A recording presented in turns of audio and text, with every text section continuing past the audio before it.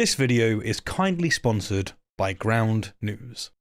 In this video, you're going to see an apologist, specifically Michael Jones, once again, stand on stage as an authority, this time in comparative religion. Indeed, it turns out that he's an authority on all sorts of topics, huh? Quite impressive. Shut up. Anyhow, he mocks the idea that Christianity could have been influenced by other religions, including the suggestion that Jesus' miracle of turning water into wine might have been inspired by Dionysus and his miracle of, turning water into wine. They need to show that correlations predate Christianity. So sometimes they'll bring up Dionysus and they'll say Dionysus turned water into wine. Yeah, that comes from a 3rd century text. Postdates the New Testament. Shut up. In response, you'll see Derek from Mythvision present clear examples of Dionysus performing the miracles before Jesus.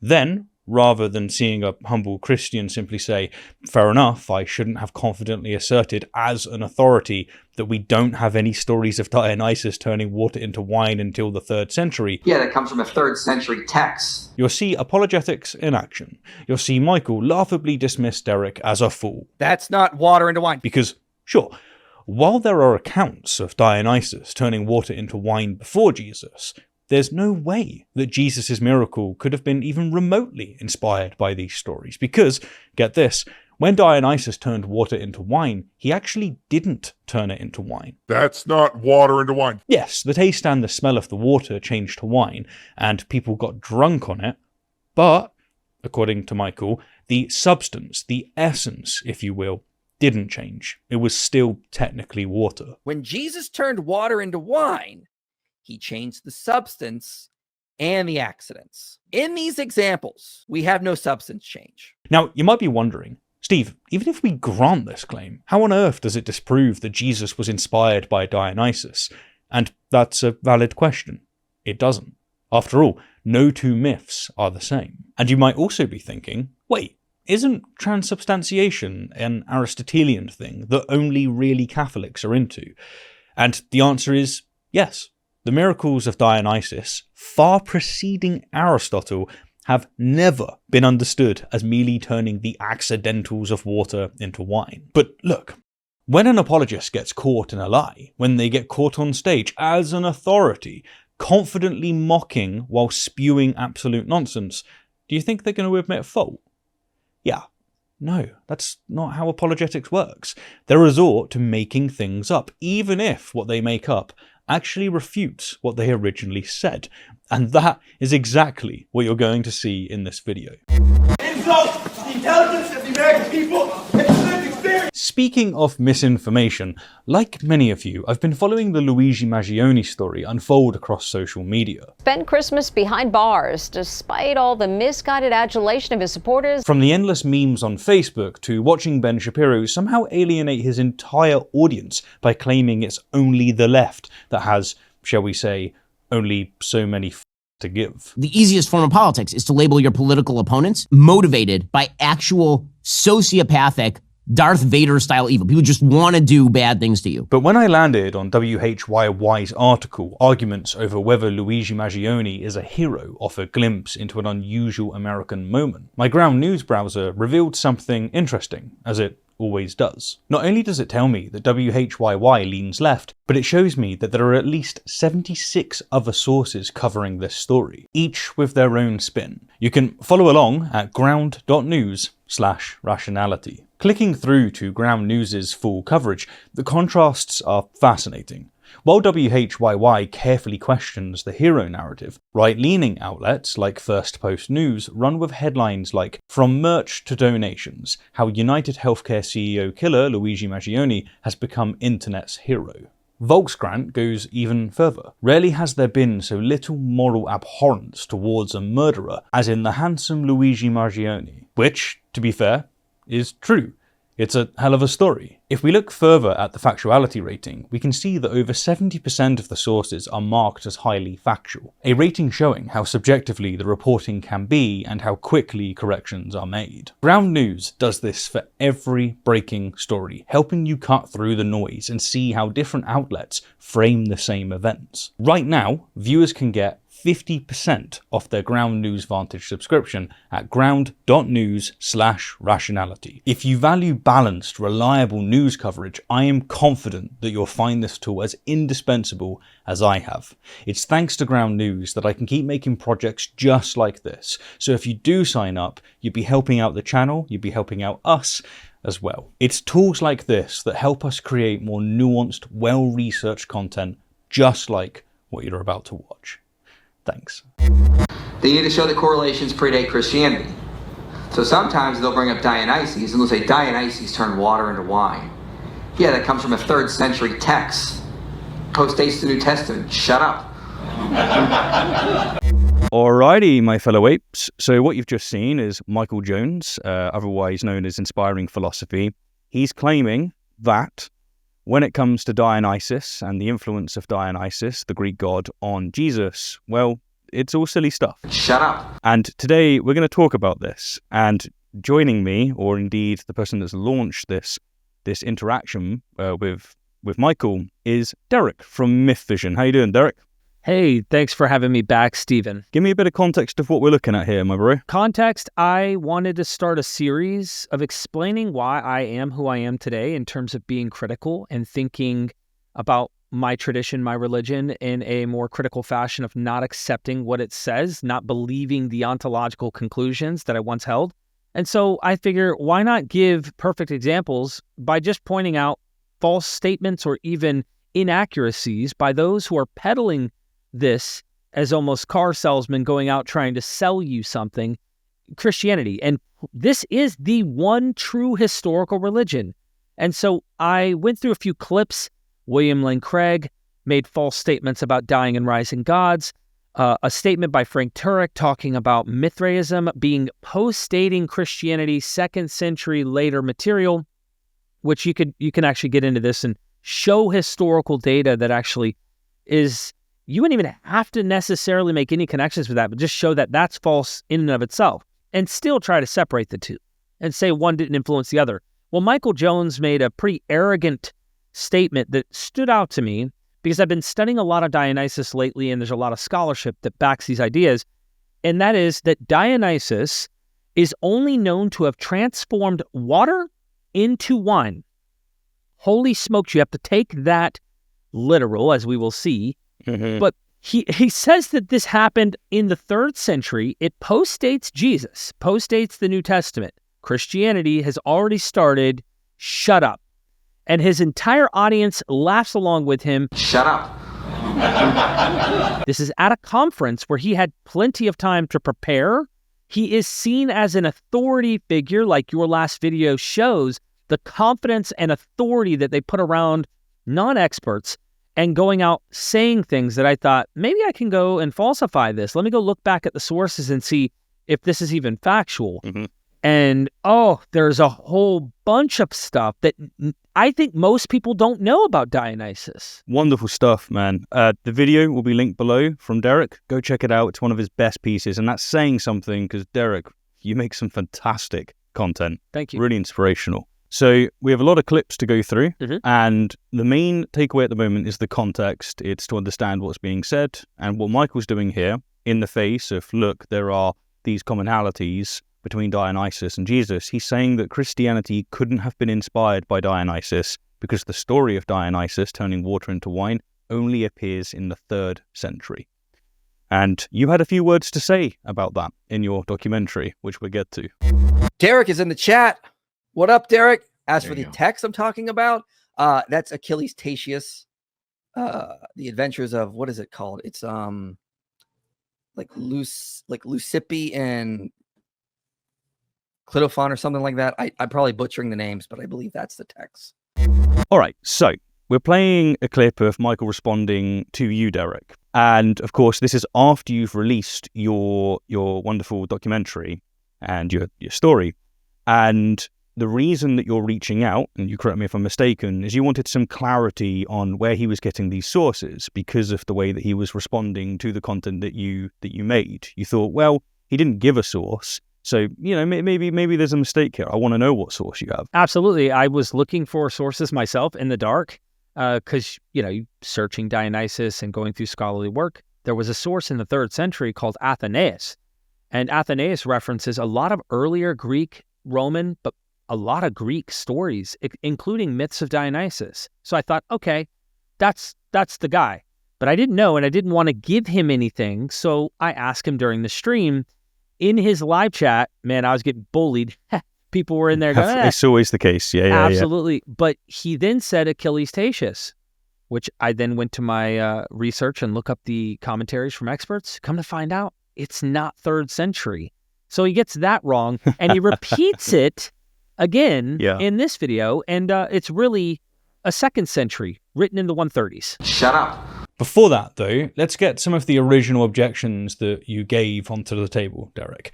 That is, examples of it absolutely being the case that we have records of water-to-wine miracles from Dionysus occurring long before Christianity. He wrote this with absolutely zero influence of Christianity. No one worth their salt thinks this guy used Christian sources.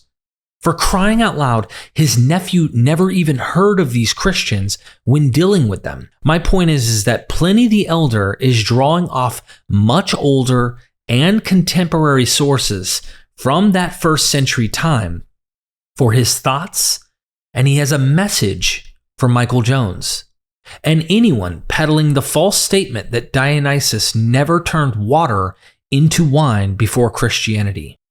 Well, it's all nonsense. He's turned water into wine. Yeah, that comes from a 3rd century text. Postdates the New Testament. Shut up. This isn't all nonsense, and no, we don't need to shut up. Eudoxus says that persons who drink the water of Lake Clitorius taste a distaste for wine, and Theopompus asserts that the waters of the springs already named are productive of inebriety. According to Mucianus, there is a fountain at Andros, that water fountain, consecrated to Father Liber, Dionysus, from which wine flows during the 7 days appointed for the yearly festival of that god, the taste of which becomes like that of water the moment it is taken out of the sight of the temple. Pliny the Elder, Natural History 31:13. Did you notice Pliny says there is a strange fountain in Andros where during the god's feast the water tasted unmistakably like wine, the taste of which becomes like that of water the moment it is taken out of the sight of the temple? Pliny 31:13. At certain times of the year, specifically January 5th through 7th, the water turns to wine for 7 days every year during the festival of Dionysus's Epiphany.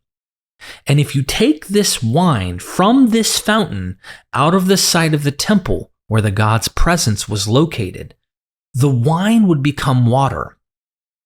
Honestly, this cannot get any more obvious that Dionysus turns a fountain of water each year. It flows with water year in, year out. That is what it does. But for 7 days of that year, it transforms that water into wine. And when you leave the site of the temple with the wine, it turns to water again. This is explicitly saying that a fountain at Andros which ran with water was transformed into wine during 7 days of the year. Water into wine? Hello? Mucianus, who was 3 times consul of Vespasian, a pretty important, powerful dude, and his rise to fame in the year of the 4 emperors, vouched for this as well. It is accredited by the Mucianus, who was 3 times consul, that the water flowing from a spring in the temple of Father Liber, Dionysus's title in Latin, on the island of Andros, always has the flavor of wine on nones of Janus, January 5th through 7th. The day is called God's Gift Day, Theodosia. Pliny the Elder, Natural History, Book 2, 231. What a wonderful presentation, succinct, powerful, telling you very clearly, no, you're just wrong. Dionysus does have stories of water turning into wine, and you can see very clear inspirations of how this could it certainly fits within the stories with Jesus. The idea that people looking at it are like hallucinating or just drawing lines when there's no lines at all, this is very, very silly considering just how many similarities you see with the Greeks and the Romans and how much of that has bled into the mythos of Christianity. And if I understand correctly, that is merely the point you're putting across. Michael has, as much as he gets on stage as an authoritative figure and acts as if this is all silly nonsense, shut up, that's just not the case. There's plenty of reason to think that there's a connection. No doubt. And I'm not alone, and I'm not the first.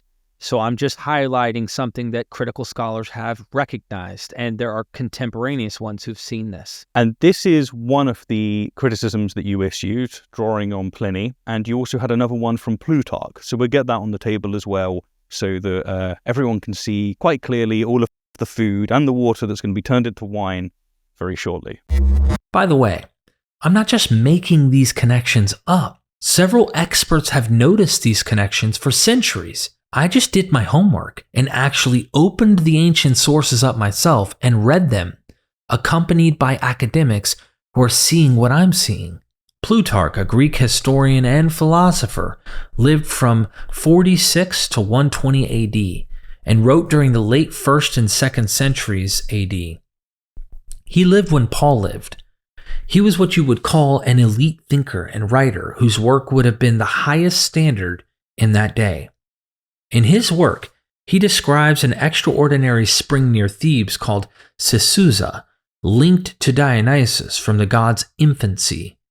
According to the legend, Dionysus's nurses bathed him in this spring shortly after his birth, and the waters took on a miraculous nature.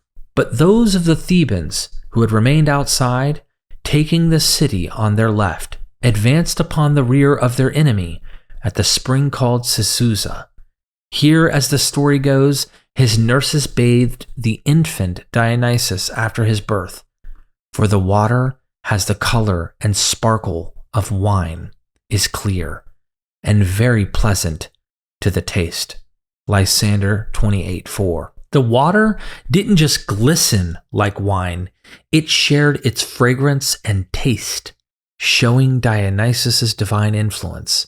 This myth, in which Dionysus transforms ordinary water into something resembling wine, highlights his power to alter nature and bring joy and abundance.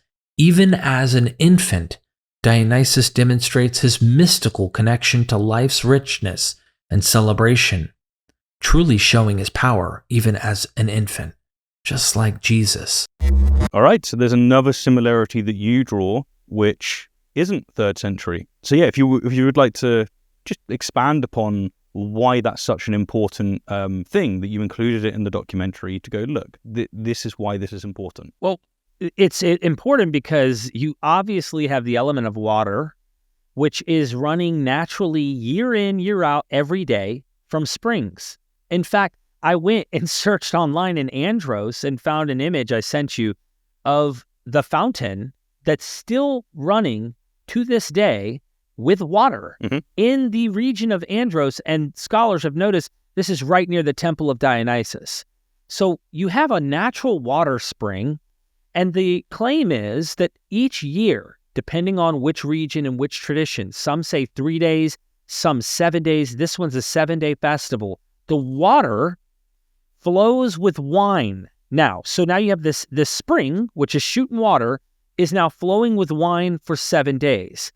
And in the first account with Pliny, if you leave the temple precinct, what's in the temple, Stephen?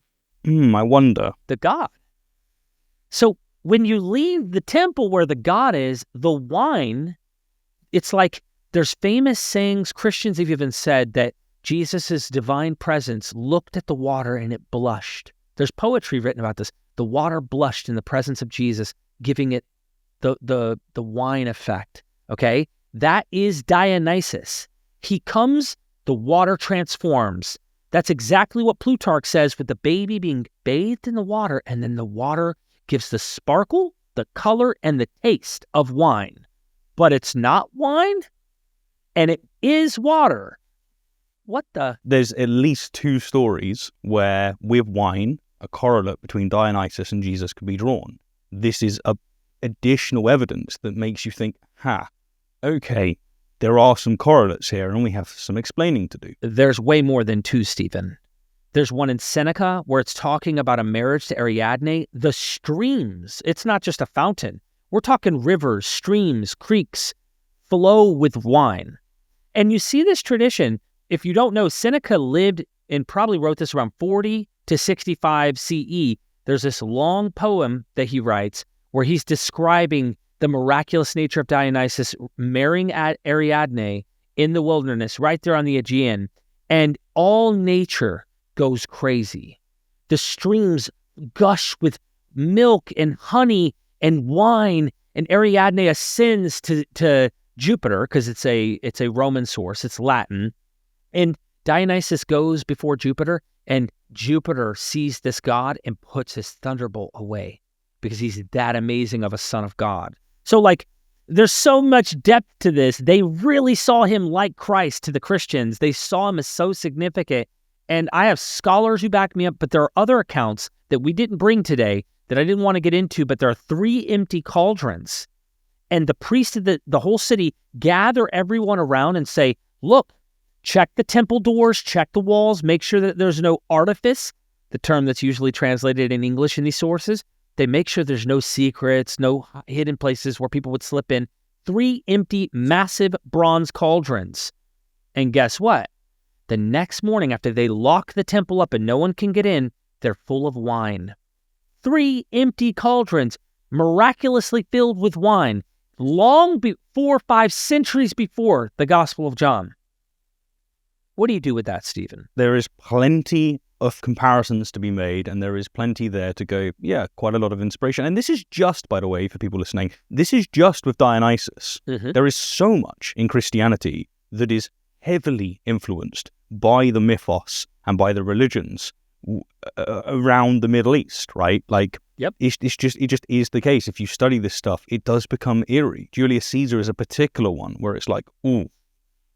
So with those 2 clips that we've just shown you, and with plenty of more data and more analysis that you can see in Derek's video, we're now going to look at how Michael responds. It's good to see you've changed your name to Dishonest Mythologist, as we all know that you are. I am a dishonest mythologist. I do Apologetics, which is the most dishonest apologetics out there. Absolutely. Absolutely. We're terrible. We're the worst. I am just apologist in denial because there's so much evidence from before Christian texts that Dionysus turned water into wine, and I just am in denial about it. Don't you know? You see? Look how he's in denial. You're obviously just really emotionally attached to your Christianity, and you're not knocked over by the sheer tons of evidence that's just totally against your view. And so there must be something wrong in your brain. Yeah, so that's the psychoanalyzing is the only explanation that we get for this. So that must be what's going on here. So for those who don't know, back in March, I got invited to speak at a conference. And one of the topics they wanted me to cover was debunking Jesus mythicism and pagan parallels. Well, Derek at Mythvision saw that and he got really upset with one sentence. So he did a 2-hour response to that one sentence to show that I was wrong completely. And that one sentence is that I point out that we have no pre-Christian texts that mention Dionysus turning water into wine. And he claims he has found some. We're going to evaluate them. Right. And so, that's what we're going to look at. We're going to go through this response. We're not going to play it all because a lot of it is him just sharing his testimony and his call to atheism and to reject Christianity, the evangelical style. But when I did go to Derek's video, I was a little disappointed and rather a little annoyed because the lecture is not linked anywhere, not a pinned comment. I'm like, dude, bro. Yeah. What? You don't want your audience to see what I was saying? Because there's a lot more context in that, which is important. It needs to be covered, which I will bring up some of the points I made here because, there's a lot of points to bring up with regards to that. Did you watch Derek's video yet or not? I was thinking about it, and I think on purpose I was like, I'm just gonna live genuine react. By the time I had the time to do it, I was working and all this other stuff. So normally I am Mr. Prepare. This time I'm just gonna sit back and enjoy the show. All right, so here we're not looking at a response to your arguments so much, but this clip is very important because it's part of the response that Michael Jones and other apologists do. Notice that he's putting you across as someone that's really upset. You're very triggered, you're very upset, very irrational. He painted you out as someone that's like being called towards atheism, someone that's, you need to reject Christianity. His call to atheism and to reject Christianity, the evangelical style. One of the things that Michael Jones has accused me and Joshua Bowen and so many people of, is poisoning the well. And yet he does it all the time. This is him at the very beginning trying to paint you as someone that's 1, irrational, 2, triggered, and 3, dishonest. So for instance, he said that you didn't actually show a link in your description to my video. I was a little disappointed and rather a little annoyed because the lecture is not linked anywhere. Not a pinned comment. I'm like, dude, bro. Yeah. What? You don't want your audience to see what I was saying? Because there's a lot more context in that, which is important. But the thing is, if you just think about it, what possible context from watching that video that he had is going to change at all the criticisms that you had to say? What changes him making this bold claim that he made on stage as an authoritative figure? Nothing. If you want the challenge, go watch the original video. I'll link it. Watch it and tell me anywhere in there at all that somehow changes the context of what he claimed. The other thing is I text him back because we do have each other's telephone numbers. And I said, Michael, my apologies. I really didn't mean to not add that in the description. I'm a busy guy and constantly editing. He acted as if I didn't want the audience to see, of course, what his original is. The only comment he ever makes about Dionysus is that one. Yeah. Pretty much, if he makes it in passing, I can't remember, but it's he doesn't even have a slide prepared to debunk Dionysus. He does other gods. But that's what me and Neil thoroughly review and actually tackle, because I want my audience to see what he said actually, because there's a lot more to unravel. You are somewhat falling into a trap, though. So a while back, I criticised some of the apologetics of David Wood, and his response was, "Oh, you didn't respond to the whole thing." And so I had you on, and we responded to the whole thing. And then his response was, "Oh, it's 6 hours long. I'm not going to respond." You see, it's a situation where they win in any case. Yeah, of course. Because if you don't respond to everything that they have to say, then you're being disingenuous. And if you respond to everything that they have to say, then you're just super triggered. I just invite everyone that's watching, just recognize what they're doing here. This isn't earnest. It really isn't. It's abysmal. It's not tolerated in scholarship. It's pathetic. And yet it's a feature in apologetics. It's not good enough. But yeah, let's get to how he responded. According to Mucianus, there is a fountain at Andros, that water fountain, consecrated to Father Liber, Dionysus, from which wine flows during the 7 days appointed for the yearly festival of that god, the taste of which becomes like that of water the moment it is taken out of the sight of the temple. Oh, for crying out loud, you gotta be kidding me. You have been debunked. Hold on, Eric. Let's let the audience, because we don't want them to be sheep. We're just telling them what to think. Guys, type in the chat. Do you see the problem that Eric and I are seeing here? Okay, so type the problem if you see it. Okay, we were promised pre-Christian texts of Dionysus turning water into wine. So if you see the issue, go ahead and say what it is. That's not water into wine. Thank you, Nathan. Thank you. Yeah. Duh. I just want to say how ridiculous. I mean, who is Nathan, right? Who is this random person who knows? If you see Michael's face while the clip's playing, he's like, while I'm reading a primary source, I'm not even putting interpretation in yet. I'm just reading a primary source, and he's Yeah, the face expressions is something he's been doing more regularly lately. Like he responded by doing a fake cry with a response I did.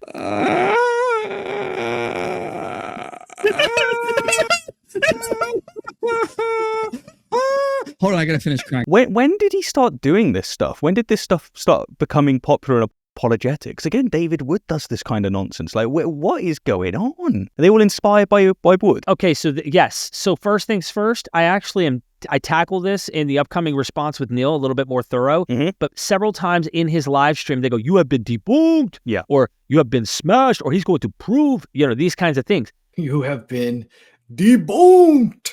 David Wood, he does that in mocking a Muslim apologist. I got smiles to Jen and great with me in the mouth, yeah. Well, I've been busy delivering his invisible months. Oh, yeah, and plus, I got the busy day selling Viagra on my website. So he would go, oh. Well, they are hanging out with him so much that they're lifting up, and they don't even realize that they're subconsciously performing imitation. Yeah. I think that's what's going on. Yeah, but they're in denial that the New Testament's imitating this stuff. And I'm saying I hear you have been debunked in the New Testament if that's what the Greco-Romans were saying. If that's what the Greek history and mythology is saying, I hear the New Testament doing that. And anyone who knows David Wood will know that they're echoing him. It's gotten worse over time, I think, as they've been engaging with both camps, atheist and Muslims. That's not turning water into wine. And here, I have an idea here. I actually made a slide here because I thought this would be helpful to sort of explain the issue here. So when we dive into this stuff, this is where philosophy is going to be helpful. Right. Something I want to really emphasize before we see what Michael's about to do here. One of my biggest hates of apologetics is that they abuse philosophy. Yeah. And that is something that you're going to see here to a vast degree. We're going to use Aristotelian logic here. Okay. In Aristotelian logic, or Aristotelian categories, there are two things, substances and accidents. Okay. A substance refers to the core, the independent entity itself, like the person or the dog. Okay. Accidents are like properties or characteristics that can change without altering the fundamental nature of the substance. That's important. So in the case of a dog, it's fundamentally a dog, and then accidents can change, like the fur, the size, the color, the length of the nose, perhaps, that kind of stuff. You get the deal? This is actually important in transubstantiation. So when we say the bread and wine becomes the body and blood of Jesus, the substance changes. It becomes the body and blood of Jesus, but for our benefit, none of the accidents change. So it still retains the accidents of bread and wine because no one wants to experience flesh and blood in their mouth. It would be gross. Derek, I know that you've got things to say after we get a bit more through this, but I want to cut in here because I want to solidify the dialectic. Michael was invited to stand on the stage as an authority on comparative religion. He mocked the idea that Jesus and Christianity could have been influenced by other religions and mythos, including the miracles of Dionysus, and explicitly claimed that there are no cases of Dionysus turning water into wine until centuries after Jesus. That was his assertion. Sometimes they'll bring up Dionysus and they'll say Dionysus turned water into wine. Yeah, that comes from a 3rd century text. Now, keep in mind, this claim was made in the context of arguing that Christianity wasn't influenced by other religions. But this is already problematic, right? Because the influence doesn't need to be identical. It only needs to be similar, with the signs of inspiration present. What's worse is that after you, Derek, brought up that Michael has glaring errors in what he's presenting on stage, Michael has pivoted to bringing up transubstantiation. Well, first, Aristotelian metaphysics came well after the Dionysus myths. So what? Does Michael think that the ancients somehow brought into this absurd view, this absurd metaphysics, long before it had been articulated? Seriously, does he really think that when the Greeks were told about, the well all of a sudden producing wine instead of water, they all thought, whoa, so it wasn't wine. It was actually just water that tasted like wine, smelt like wine, and, got people drunk. Like, bro, what are you drinking, Michael? Where are you getting this from? So like just this entire narrative that he's spinning off the way that these people thought about these myths is so absurd. Like, you've really got to be desperately trying not to see the comparison here. Like, it's breathtaking. But please, Derek, say your piece, man. Hey, I have to remark here for a second, because I think Jeffrey Dahmer just showed up, and I have to nail this down. This is something that is just, it was too much as we continue in this clip that I just had to stop and say, hold on, did you just catch what he just said, everybody? Mm-hmm. He is arguing, this is important for us in the Eucharist. His whole point was substances are the being, the dog, the person, Jesus. Yes. Accidents would be elements of it, the clothing, the hair, the size, the substance didn't change. Anything that you could change and yet it would still be its original thing, they are accidents. So he literally is talking about the Eucharist, where a priest gives an incantation, a magical chant that is spiritual to them. They don't like to use the word magic. And it transforms wine that is visibly wine and bread that is visibly bread. And it makes the substance turn into the actual blood and the actual body of Jesus. But thank God, Michael Jones says, the accidents don't change. No one wants to experience flesh and blood in their mouth. It'd be gross. So Jeffrey Dahmer actually ate the human and tasted the human, whereas they are eating the human and drinking the human's blood, but they don't have to taste it. Thank Jesus. They don't have to taste it. I want you to think about that. And this is the guy, he believes this. He believes this is true and what happens. And he's coaching me on whether or not accidents or substances change between water and wine in these stories in the ancient world. Yeah. You really have to think about what's happening right now in front of your eyes, as this guy's telling me. It is a very, very bizarre view. Like, this is up there. If you was to compare it with Hinduism, it's like some monkey god weird. Like, other cultures look at it going, you guys you're tripping, man. Like, whatever you've put in that water, something's going on here. To follow what he's trying to do with this, Stephen, is he's obviously trying to say, look, it tastes like wine. It smells like the accidents changed, but the substance remained the same. So he's reversing the very thing he wants to allow for the Eucharist. In this case, he wants to allow that Dionysus can make you get drunk off the drink, make it smell like wine, make it purple like wine, make it glow like wine, make it taste like wine, but it's not wine. Yes. That's so that he can keep his statement from being false, that he was wrong to begin with about these earlier stories predating Jesus with water being transformed into wine. Indeed. And it's like, just really, really let that settle in, right? The whole point of what you were raising, and what's been raised by so many others before, is there are really compelling stories and correlates between Dionysus and Jesus when it comes to wine and other things. And what we have is Michael confidently, condescendingly, again as an authoritative figure, teaching philosophy, again in a condescending way. Don't appreciate it, don't do that. Philosophy is quite hard. It's just not a cool thing to do. And what he's doing is he's saying, no, look, when the cup goes into the water for the Dionysus story and it comes out, the accidentals have changed, but it's still water. One, where's he getting this information from, right? He needs to back this up with more than just, a statement.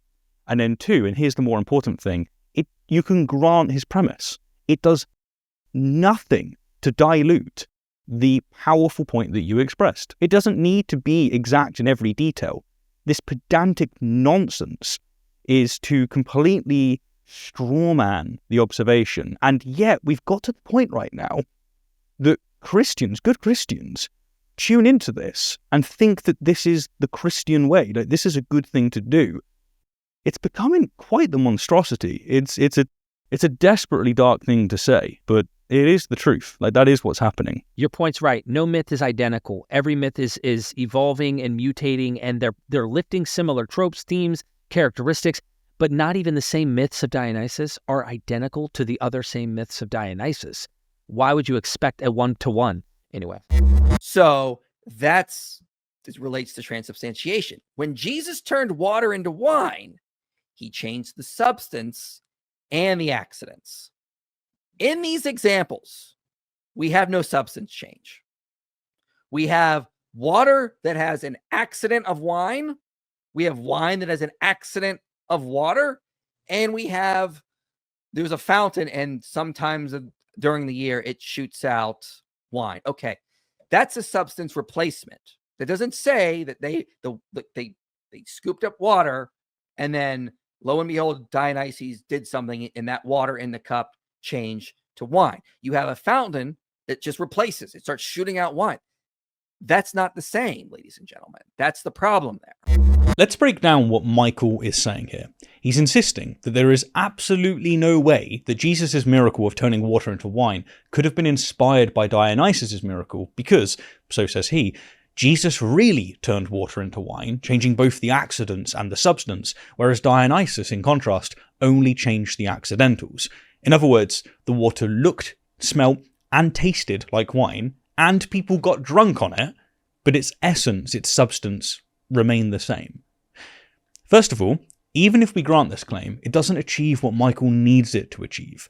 Two miracles don't need to be identical to show that one has inspired the other. It's akin to, let's say, laughably mocking someone for suggesting that Dungeons and Dragons has been inspired by Lord of the Rings, because the former has beholders and mind flayers within its world, whereas the latter doesn't.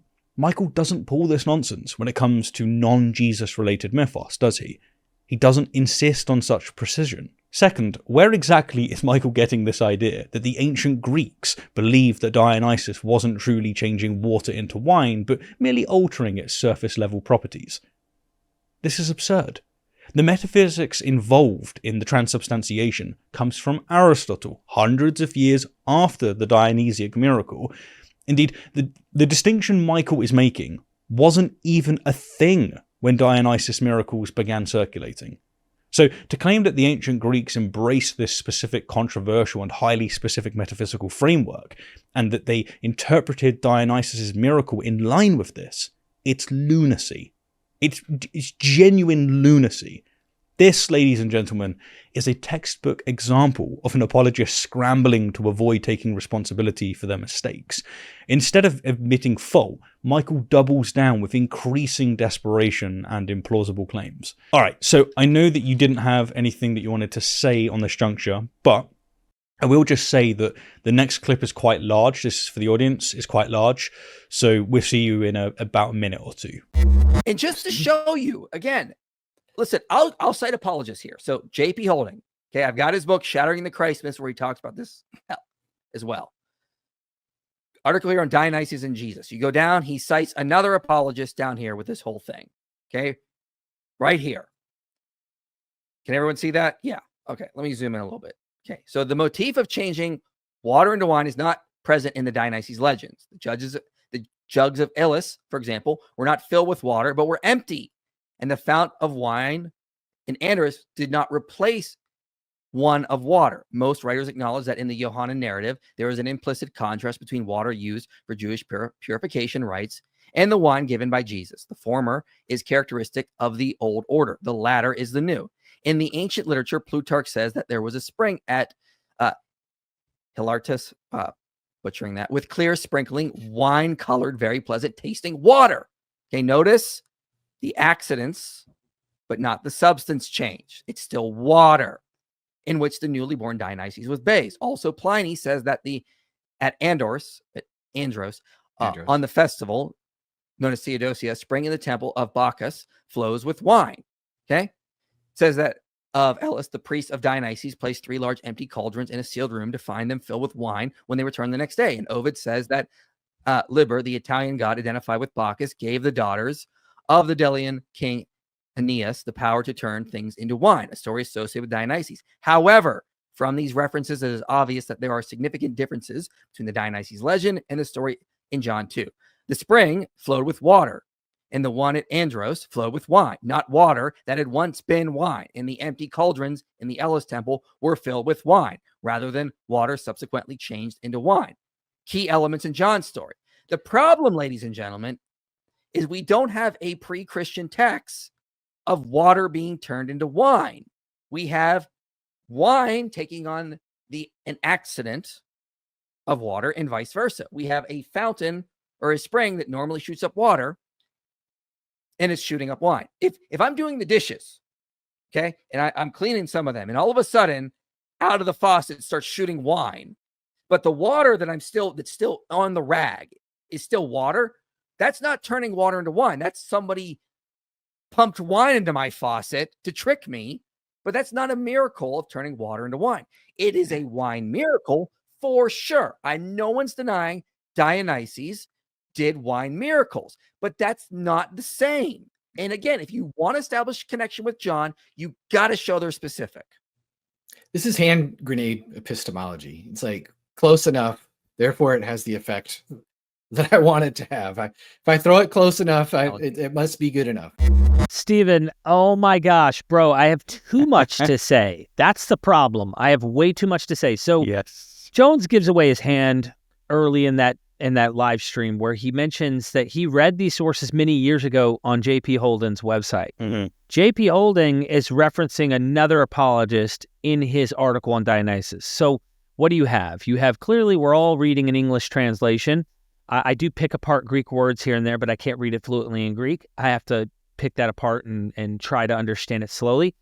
But I'm going to that translation. So I'm going at least to a secondary source by going to the translation. Jones is going to an apologist site that is quoting an apologist that is reading from a translation, which I would say is wrong in these interpretations in what he's seeing on J.P. Holden's website, but also it's like fourth, fifth hand. And so I reached out because I knew this was coming to one of the world's top Dionysus classicists in the world who knows about Dionysus better than J.P. Holding, who is an apologist, and better than the apologist who's writing on this apologist website. Straight to the source. Straight to the experts in the field. Again, her name is Ana Isabel Jimenez San Cristobal. She writes me this, and this is coming in an upcoming article. In most of the examples, the miracle is situated in the natural realm and consists of wine coming out of springs and rivers, when it would be expected that the water would flow forth. At other times, it's said that the water from these springs tastes like wine. In Ellis, the miracle occurs inside containers, and it is significant that the miracle is fulfilled in bronze cauldrons, traditionally used to contain water, used for washing and purifying oneself before a meal. Although the transformation of water into wine is not explicitly stated in some examples, it is clear that what is expected to rise from the ground, flow from the fountains, and flow down the rivers is not water, but wine, milk, and honey, thus in Bacchantes. Mm-hmm. For the miraculous action to be effective, divine intervention is the conditio sine qua non.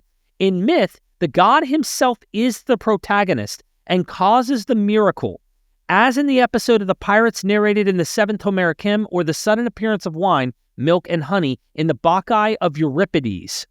In ritual, prodigies usually coincide with Dionysian festivals that celebrate the arrival or epiphany of Dionysus, the presence of this god, showing up, manifesting himself, who is traditionally considered the god who comes periodically. In Teos, Ellis, and perhaps Naxos, the prodigy takes place during celebrations comparable to the Athenian Antiphesteria, while in the Andros and Hilarto, the festival seems to be the Theodosius, which is on January the 5th, the night of January 5th and the January the 6th. Christians later celebrate that day for Jesus.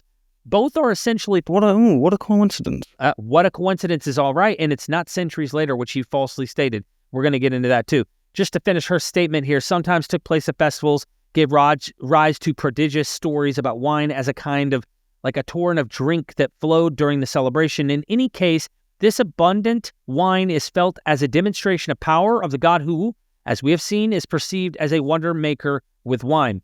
Here's the interesting part that I thought was like, this is a great takeaway. She says, in Ellis, the miracle occurs inside containers, and it is significant that the miracle is fulfilled in bronze cauldrons traditionally used to contain water for washing and purifying oneself. Look at John chapter 2 with me. Yeah. This is a very important point, okay? They're in vessels, right? Here's the difference. They want to capitalize on the difference. Verse 6, this is at the wedding in Cana. We know Jesus' first miracle in the Gospel of John where I would argue, and I think most scholars would say, this is evidence that John is trying to say Jesus is a god. Mhm. It's a sign that he's a divinity, a demigod. So what does he do? Nearby stood 6 stone water jars. They're not bronze. They're not 3. They're 6. Double the jars. Double the miracle. Okay. The kind used by the Jews for ceremonial ritual washing, purification, each holding from 20 to 30 gallons. So Jesus' water into wine miracle is over 100 gallons of wine, and the people at the party are already drunk. They're drunk. And then the guy goes, hold on, you saved the best wine for last? They're getting plastered in this myth. And Jesus doubles what Dionysus did. The point isn't 1 for 1. How could Jesus be better if he just did a 1 for 1? He has to do better than Dionysus. And this is what they don't see that I'm seeing. Of course he's going to do 6 jars instead of 3. Of course he's going to make some miracle outdo the previous god of wine. And this scholar echoes saying, clearly, this is what happened. The water is transformed, and the streams now flow with wine, and the fountains flow with wine. Did you see the trick, the sleight of hand that Jones did? Jones goes, it's like if my water fountain was on, turn your sink on, the water's flowing. Yes, good catch. It's like, Jones, what are you thinking? Do you think Dionysus dug underneath the natural spring and created a hydraulic pump of wine and said, all right, guys, turn the machine on?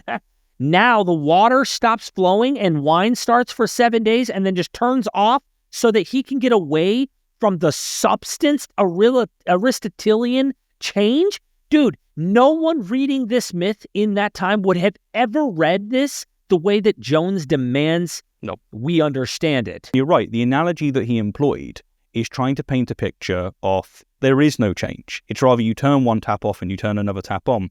And that's a very poor analogy. It's either deliberately selected for, or it reveals the way that he's approaching these myths.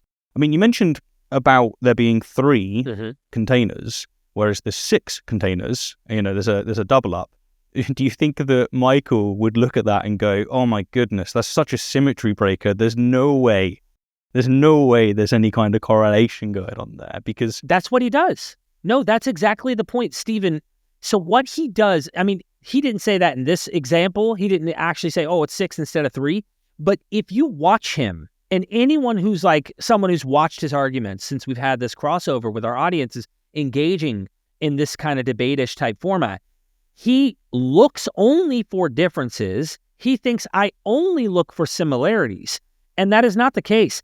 When you see enough affinities, when you see enough clear indication that there's inspiration, that there is imitation, that there is competitiveness potentially, you don't throw it away as not a potential when there are differences. He looks for differences to say, not the same.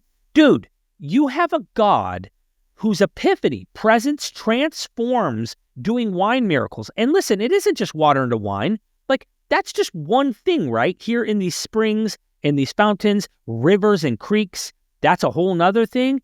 Even in the Homeric hymn, the wooden ship comes to life, becoming a vineyard with clusters of grapes and wine flowing in and out of the ship where the pirates, it's a long story, but the pirates end up capturing Dionysus and they're trying to find his family for booty. They're trying to get paid. This is this god from Mount Olympus who does his transformation.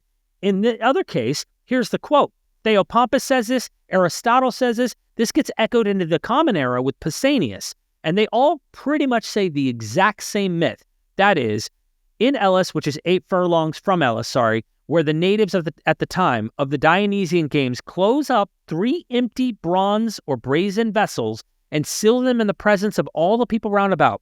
And at the next day, the subsequent time, they open them and find out they're full of wine. There are other ones that give more detail on what happens, that exact situation with priests and how they seal up the doors. They give more detail. It's the same thing. 3 brazen bronze vessels. What will Jones do? He'll go, that's bronze. This says they're stone jars. Their substance and their accidentals are different. There's no correlation whatsoever. This is what he does. And what's interesting is you have a Jewish context. Of course, they're using stone jars. Anyone who knows about Jewish purification rituals and how you would have painted this in a Jewish context would understand why they would make those jars not bronze. Greeks were okay with the bronze, and that was their tradition. Jews, they had ritual bathing baths all over the palace, like all over the region where they would go and ritually bathe themselves. They have certain things, and that is stone jars as well, which I've had other experts come on to talk about. But this, to him, closes the door and makes these kinds of things silly when I start seeing these affinities. All right, so we've got 2 more clips for everyone. Anything else you want to say before we move on to the second to last? Based on this logic that he demands the text explicitly say and spell with black ink, he undoes himself. So we need to play another clip, Stephen. What have we discovered so far? Dionysus was the original god performing wine miracles. We've seen how, in places where Dionysus's presence was believed to dwell, springs and fountains, normally flowing with water, would miraculously turn to wine, sometimes for days at certain times of the year. In some accounts, 3 empty cauldrons would be found full of wine by morning. Other tales describe worshippers drinking this sweet wine in the temple when the god's presence was there and he appears, yet the moment they left his presence out of the sight of the temple, that wine reverted back to water, what it was to begin with. Pliny the Elder tells us that on the island of Andros, wine flowed from a spring between January 5th and 7th, a time attributed to the presence of Dionysus. Pausanias, in his description of Greece, and Athenaeus both echo this same event. Though they don't provide dates, thanks to Pliny, we can connect these sources to the same miraculous phenomenon, an epiphany of Dionysus's power on January 6th. It would be remarkable to get more specific dates for a similar event mentioned by Diodorus Siculus, who describes Dionysus's miracle at a temple in Teos. If it took place at the same time of year, that would be even more striking. Why? Because this account involves the infant Dionysus as a newly born deity, which turns out Christians later set the celebration of Jesus' birth and his epiphany on January 6th. Aligning with Dionysus' celebration, as described by Pliny, could it really be a coincidence that Christians chose to celebrate Jesus' epiphany on the exact same day as the ancient epiphany of Dionysus? Really? When you weigh out the evidence of Dionysus' influence in many other areas, not just wine miracles on Jesus, it becomes pretty obvious to me that this is no coincidence.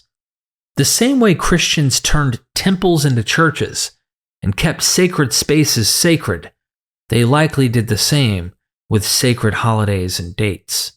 You see, that is another zinger. Like, look at the comparison there. Like, the same date. There is something that should take your time. You compound that with all of the other comparisons, all of the other correlates. Yeah, this is why scholars look at it and go, yeah, there's something here. Here's the problem with a lot of this stuff. Okay, I believe it's not like was a Roman-wide thing. I think this was just associated with certain villages in like Macedonia. But like the January 6th date is not in John. This came from centuries later. Yeah. Okay.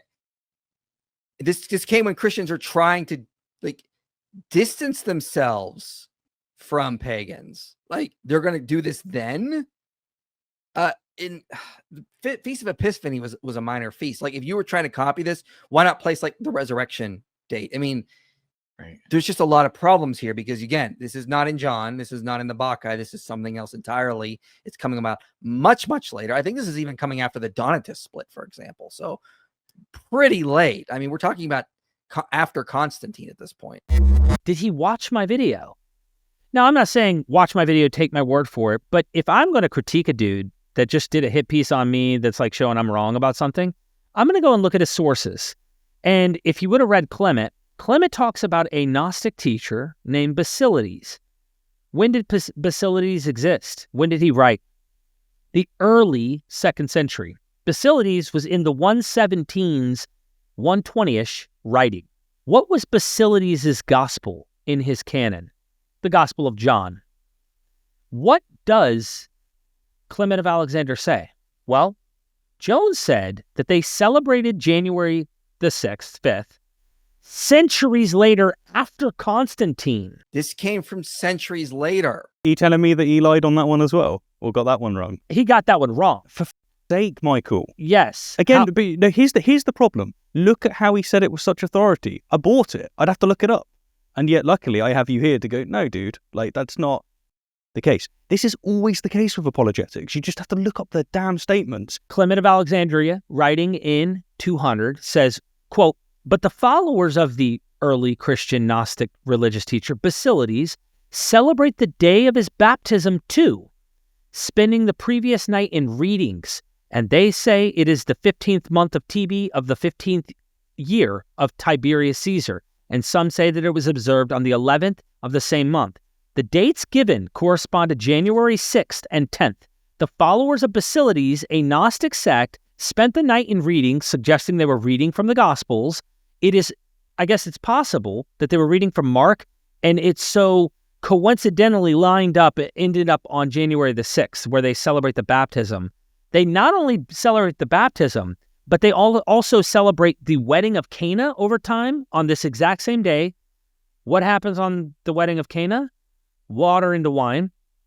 The very same miracle Dionysus performs, Christians later, we have evidence of this explicit celebration of that specific miracle on this exact day. But the baptism and the birth of Jesus on January the 6th. And later, Christians divide over this. So the West celebrates it on the 25th, Christmas, and the East celebrates it on January the 6th, which is right there at the beginning, literally 12, 13 days later. Mm-hmm. And Epiphanius, a 4th century Christian writer, actually explains, using his own kind of apologetics, saying the 12 disciples and one for each night, going from the 25th to the 6th, explaining why they're celebrating these days, that Christ was born on January the 6th. So, look, there's a lot to this, but you have a date, not after Constantine, before Constantine, where Christians are celebrating the Messiah, the Savior, God in the flesh, right? Here on January the 6th, very important holiday, and he's pushing this stuff way out here. So if you add up the wine miracle, if you add up the date that Christians are also correlating with, no wonder Rudolf Bultmann already saw this. I sent you actually a screenshot of this, but you did. Very, very powerful point that Rudolf Bultmann said. And for those who don't know, he was a gangster when it came to Bible study, like Bible scholarship. He says the source counted this as the first miracle in his commentary. It is easy to see why it put at the beginning of its collection, for it is an epiphany miracle. There are no analogies with it in the old tradition of Jesus' stories, and in comparison with them, it appears strange and alien to us. There can be no doubt that the story has been taken over from heathen legend and ascribed to Jesus. In fact, the motif of the story, the changing of the water into wine, is a typical motif of the Dionysus legend. In the legend, this miracle is the miracle of the epiphany of the god, the very same celebration that Basilides is also celebrating on January the 6th, the same day that Pliny the Elder says is Theodosia, the day they celebrate the epiphany of Dionysus. Wow. And therefore dated on the day of the Dionysus feast. That is on the night of the 5th to 6th of January. This relationship was still understood in the early Christian church. What? Come on, Jones. Which saw the feast of Christ's baptism as his epiphany and celebrated it on the 6th of January. Equally, it held that the 6th of January was the date of the marriage at Cana. And eventually the birth and all this stuff gets tied in. But what do you do with this, Stephen? Look at the situation, right? We are critiquing him for acting as an authority and making a statement that's just not true and that just doesn't do what he's saying it does. Just as I pointed out with the conquest of Canaan, with Josh and Kip and Apologia, we're pointing out right here where he's doing it with Dionysus. And at the very end, despite me being switched on and watching this, it's so effective that I was convinced, okay, fair enough, he's going for a different angle when it comes to the January 6th stuff. And yet, you do a little bit of research, which is what you've done in this case. You bring the receipts. Again, he's doing it. It's like the exact same problem. Yes. This bold statement that's not like, it's the same nonsense. And all we can say to people that are genuinely interested in truth, like, of course that includes all of you Christians, just look it up. Like, these people are not helping you. They really are not when it comes to having a grip on the truth. That's secondary for sure at this point. And Stephen, I'll tell you this, man, like the whole stream he did was a stream for his sheep. Yeah. And he wants them to see me. When I say sheep, I mean his flock, but I also mean the people who are going to listen to him and accept what he says.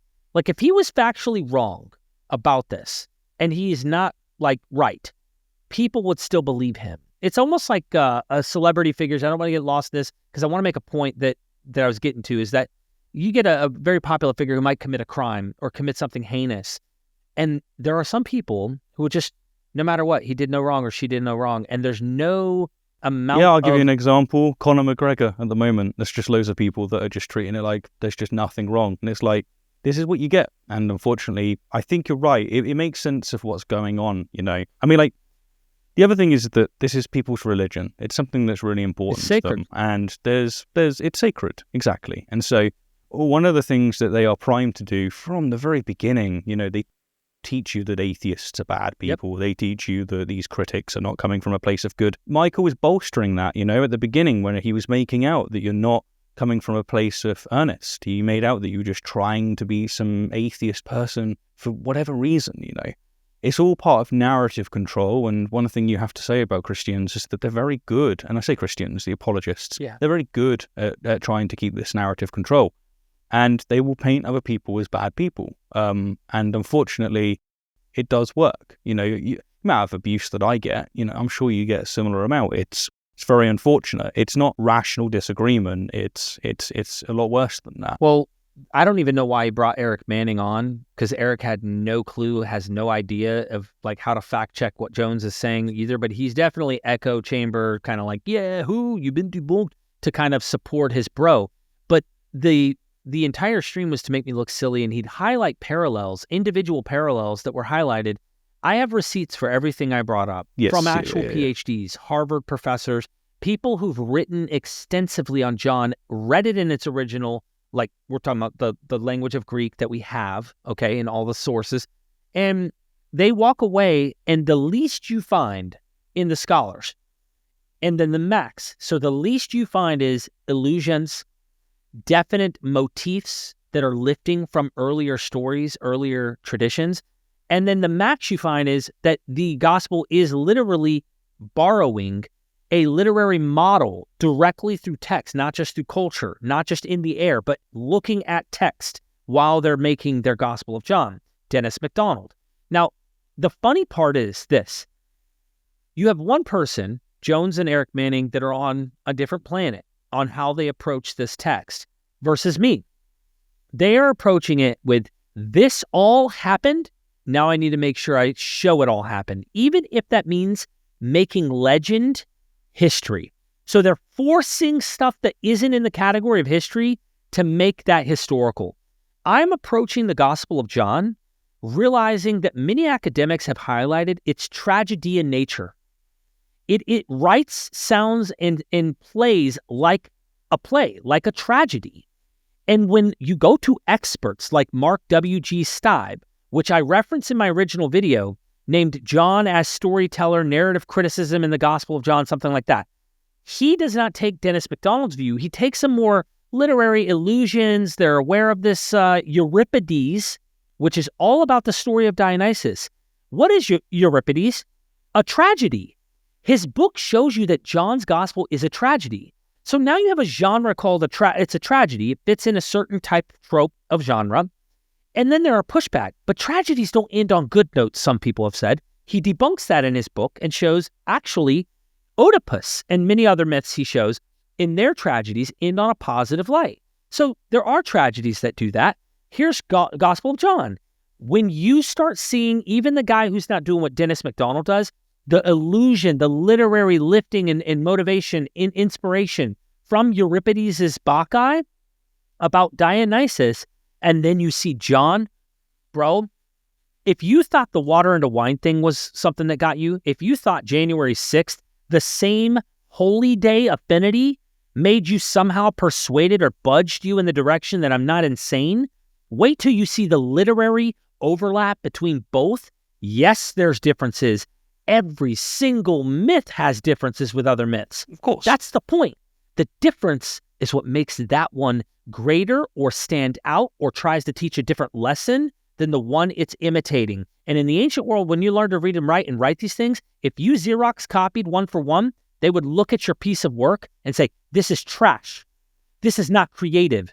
Just like today, we would look at that and go, plagiarism, no inspiration. You're not why did you not come with something unique, something different? And this is what John does. All right. So there you have it, everyone. Derek, anything else before we wrap up? Stephen, when I say there's so much more, there is unbelievably more to say about this, but I'm only trying to be as brief as possible. Achilles-Tatius, the very source that Jones finally lets me know, because I did not know when I went into this, I just went in the dark. Achilles-Tatius wrote it's in Cleitophon and Leucippe that he talks about the myth of Dionysus. Jones's own standard of the text must explicitly state water turned into wine is missing from the source.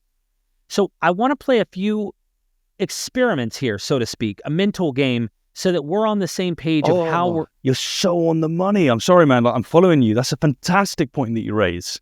Yeah? Go on. Yeah. So I want to play like a mental experiment as well as we get into this, because there is so much that really needs to be expressed in this. And I have the suspicion, based on the live stream, that he only read this source in an apologetic website of JP Holdings. If I'm wrong, Jones, I apologize up front, but it seems you only are aware of these sources through apologetic material. And when I read this source, and I'm not going to read the whole thing, of course, he says that the key is this. Here is these two lovers. By the way, one's married. So the overall myth, this is like this little like side thing in the story of Cleitophon and Leucippe, that he's in love with her and it's this passion type novel. Well, there's this little side thing where wine gets involved, and then they just tell you this, well, how did wine start? So it's this really like rabbit trail off to the side in the middle of a story. But in it, he talks about how from Tyre, from right there in Galilee, in the geographical location right near Nazareth. And when I was there in Israel, I saw in Sepphoris, which is a stone's throw away from Nazareth, literally iconography on the ground, mosaics with Dionysus and Orpheus, all these gods in a Jewish town. So Jews were thoroughly Hellenized. And if you go down just a little bit south, 18 miles, Scythopolis, that's where Dionysus was said to be born in certain myths. So there's this guy's right there in the region where Jesus is growing up. I wonder if he could have had influence on these guys. Mm-hmm. So in the story, the key point is where Dionysus comes to a herdsman who shows hospitality and offers him the only thing they had to drink at the time. That was water. They didn't have the vine. He offers water to this stranger, God in disguise. It's Dionysus. And for his hospitality, they end up cheering, showing respect, and it says they pledged a friendly cup. So all they had was water. This is important. Every word matters, especially with Jones, the way he wants to dissect my sources, which I don't think mean what he thinks they mean. He says, the herdsman drinking of this cup that Dionysus and him share, a friendly cup, danced for joy and said to the god, where did you get this purple water? It's called water. It's not called wine. Nope. It's called water. So maybe this is just the accidents here, Stephen, that we're talking about. It's true. Completely different. Yeah. And then he goes, my friend, wherever did you find blood so sweet? So the accidents, okay, that is sweet blood. Here we are. For it is not that water which flows on the ground, that as it descends in the midriff affords but a faint pleasure, while this delights the sense of smell before it reaches the mouth. The accidents of scent, not the substance. And when you touch it, it's cold. It's cold. but it leaps down into the belly and there far down lights up the fires of delight. So it's intoxicating. This, said Dionysus, is harvest water, the blood of the grape. So it's still water, but its accidents are changing. It's not substantially wine. Like Dionysus, here, according to Jones, this one says it's water into wine. He affirms that this is Dionysus turning water into wine. Now, unless he wants to change his mind and go, I don't agree with that anymore. I want to push it off into the future now, and I was wrong originally. Well, confess that you're wrong, Jones. Indeed. See where I'm going with this? No, let's make that really hit, okay? Everybody, right? Let's play that clip at the beginning again, okay? So let's really make sure that this is felt, okay? Remember what he said. They need to show that correlations predate Christianity. So sometimes they'll bring up Dionysus, and they'll say Dionysus turned water into wine. Yeah, that comes from a 3rd century text. So, very clearly, he says that we only see Dionysus turn water into wine in a text that comes centuries after Jesus. As for the text I'm talking about, that's Achilles Tatius, the Adventures of, what is it called? It's like Leucippe and Clitophon or something like that. I'm probably butchering the names, but I believe that's the text. He says it's in that source. That is when you get the story, which is suffice to say that there's a correlate. And the source, after it's been asked for, doesn't have what he just defended in this video for the symmetry breakers. As you just rightfully pointed out there, Derek, it is not the case that in that source you have a one-to-one correspondence with the transubstantiation at all. So what was he doing on stage saying this? What he should have been saying on stage is that there is no source at all that indicates that Dionysus and Jesus have any correlates whatsoever. But of course, if he had said that, it's so obviously nonsense. It is. That he wouldn't say it. You see, this is tennis without the net, guys. This is such nonsense. And it's all to save face. He can't do the very simple, humble Christian thing of going, I misspoke. I shouldn't have done that. None of that. You won't see that in Apologists. It's not possible at all. It's like, in order to save face, he's buried himself. For those that have ears for hearing, for those that have eyes for seeing, it's right before you. The very defense that he's offered in order to dig himself out has buried himself. So what do we do, Stephen? I have a question to reverse the role. This is the mental game I wanted to play. First of all, we've already shown he's wrong. And if you use his own definition, he's wrong about my earlier sources. So now he needs to rule out the very thing he once said was a water into wine miracle. He needs to rule, no, I was wrong about when, and I was wrong about that myth now. But if we grant that this is actually lifting from Jesus, it's a wine miracle. Why would you take a myth of Dionysus and imitate a story of Jesus and the Eucharist in a wine myth? If the story of a Eucharist and Jesus transforming water into wine at a wedding isn't already in the vein of tradition of wine miracles that are already Dionysian. When I said this to Dennis MacDonald and I said this to other scholars, they're like, dude, you hit the nail on the head. Because I've had plenty of conversations with experts who agree with me on this. And they said, what the reason you would have Achilles Tatius model or imitate or even mock in some ways, some scholars think that this is a mockery of the Eucharist of Jesus in the language. If you would do that, why? Because it's so similar and the affinities are so close that that's why you would rewrite a myth of Dionysus after the time of the Christian era to mock the already existing stories of Jesus, which are already imitating and competing with the earlier Dionysus ones. It's ridiculous. It's like saying, why does LeBron do a certain move that looks like Michael Jordan?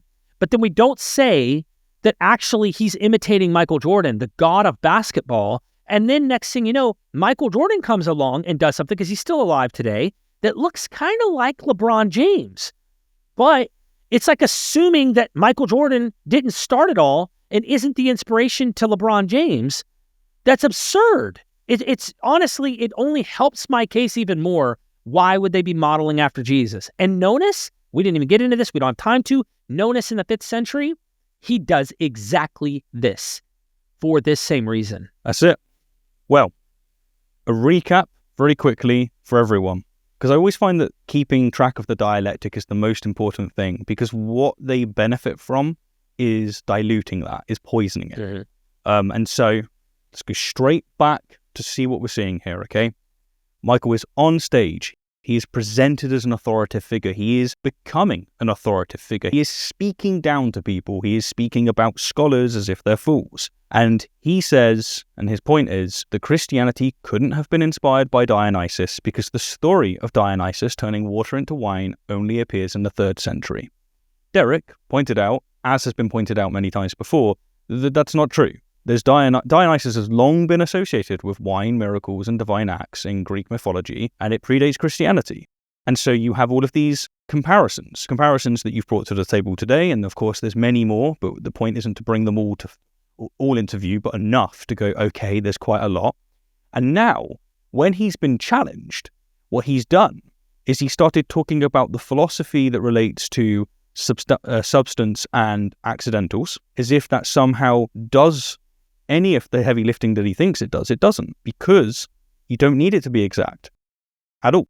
So it's a red herring altogether, but he brings up accidentals, he brings up substance. And what he does here, under this Aristotelian metaphysic, is he says, under this definition, that I didn't provide on stage, by the way, that's what he failed to do. Under this definition, now what I'm saying makes sense. And the funny thing is, the irony is it doesn't, because the source that he gave you when you asked for what source he has, that source doesn't do the job according to this new expected correlation that he's coming up with. The thing is, people, if something looks like a duck and it quacks like a duck, doesn't matter if there's like a difference in its plumage. No, there are correlates there that are very obvious. The entire design of their stream, all of it, is to give their audience the ability to dismiss you. So although he might not call you a bad person or call you sloppy, everything he's saying is delivering that message, at least the sloppiness, is at least someone that's not done their homework, unlike him. This is the message that they're trying to send, because they know that that's what will do the job. It's not really, like, this is what I've learned more and more from doing counter-apologetics.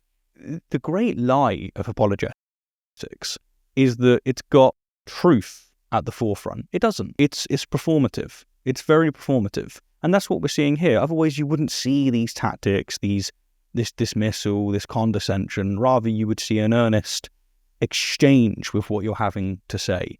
And yeah, like, again, to everyone watching, just check the sources out. See who actually has a better grip of what the scholars actually believe and what the statements actually say, and whose logic is actually internally coherent upon being stacked upon itself. Stephen, I really recommend people check out the scholars. And I want to give an out for the Christian who might be listening, if they are watching this far. You do not technically, I know we're two atheists on screen here, you do not technically need to dismiss your faith or not believe because of these conclusions. Yeah, of course. Many scholars, including ones I'm sourcing, are still Christian. They're not lying, though. They're not dishonestly trying to draw a conclusion and pretend the legend of Jesus isn't legend, it's history. But Augustus, legend. Alexander, legend. Apollonius of Tyana, legend. Greek mythology, myth, legend. Oh, history. They're not doing that. Even Delcy Allison Jr., more liberal Christian, who has sincerely said in 1970-something he had an experience and he can't explain it, and he doesn't think it's hallucination, and I respect him for this, says, yeah, the birth narrative, that's legend. Yeah, the empty tomb might be legend. Yeah, I mean, he doesn't draw that conclusion. He's open to it being the case because his is a faith thing. Exactly. And so why are we trying to nail and die on this hill?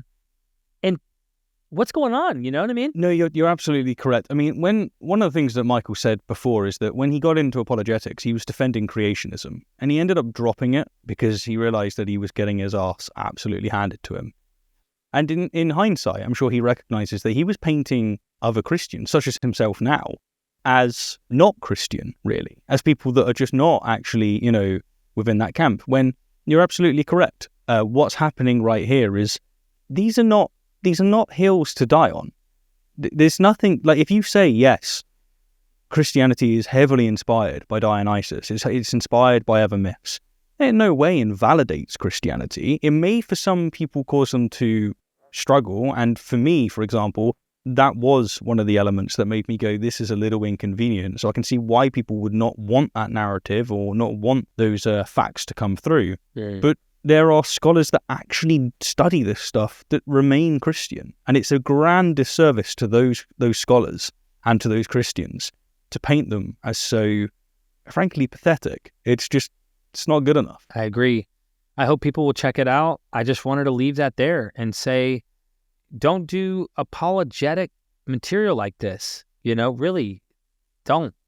Thank you so much for your time, Derek. Absolutely appreciate it. And to everyone watching, check out his documentary. It is brilliant. You've been making some fantastic content lately, Derek. And Thank you.